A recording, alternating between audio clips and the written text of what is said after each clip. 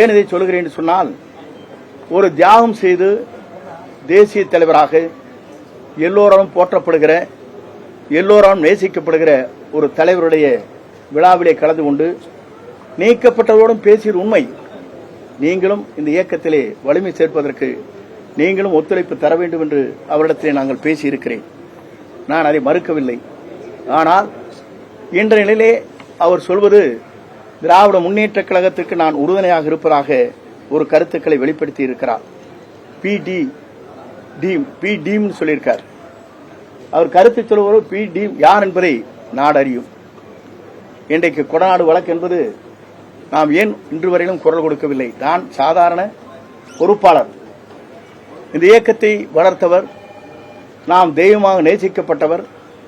அம்மாவுடைய இல்லத்திலே நடைபெற்ற நிகழ்ச்சி, பல்வேறு கொலைகள் நடைபெற்றிருக்கிறது, 3-4 கொலைகள். அப்படிப்பட்ட நிகழ்ச்சி இருக்கின்ற போது ஏன் திராவிட முன்னேற்ற கழகத்திற்கு குரல் கொடுக்கவில்லை என்பதுதான் என் தொண்டருடைய கருத்தாக இருக்கிறது என்பதை நான் இந்த நேரத்திலே தெரிவித்துக் கொள்கிறேன். ஆகவே என்னை பொறுத்தவரையிலும் நான் பி டீமிலே இல்லை, A1 அவர் இருக்கிறார்.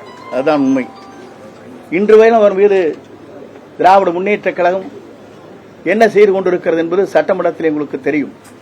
சட்டமன்ற வரலாற்றில் துணைத் தலைவராக OPS இருக்கின்ற போது அவரை நீக்க வேண்டும் என்று தீர்மானத்தை நிறைவேற்றி கொடுக்கின்ற போது முதலமைச்சரை எழுந்து இதற்கான கருத்துக்களை சட்டப்பேரவைத் தலைவர் விரைந்து எடுக்க வேண்டும் என்று சொன்னவுடன் 10 நிமிடத்தில் சட்டப்பேரவைத் தலைவர் அவர்கள் அதை அறிவித்தார் என்பதும் நாடறியும்.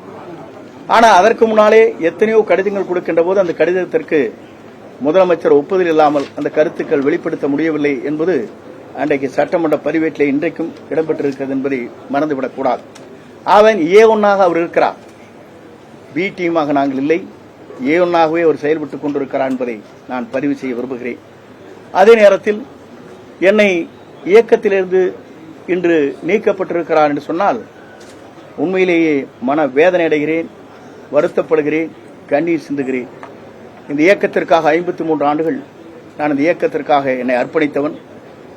தலைவர் காலத்திலே முதலே செயலாளராக இருந்து பணியாற்றியவன் 72. அப்படிப்பட்ட எனக்கு இதுபோன்ற தீர்ப்பு என்பது உண்மையிலே மன வேதனையை அளிக்கிறது என்பதை நான் இந்த நேரத்திலே தெரிவித்துக் கொள்கிறேன். அதே நேரத்தில் என்னை பொறுத்தவரையிலும் அன்றைக்கு கருத்துக்கள் சொல்கிற போது உண்மையிலேயே என் மன வேதனை மட்டுமல்ல, கண்ணீர் சிந்த வேண்டிய சூழ்நிலையில் இன்று மனம் இன்றைக்கு உலாவிக் கொண்டிருக்கிறது. இரவு முழுவதும் நான் தூங்கவில்லை என்பதை நான் இந்த நேரத்திலே தெரிவித்துக் கொள்கிறேன்.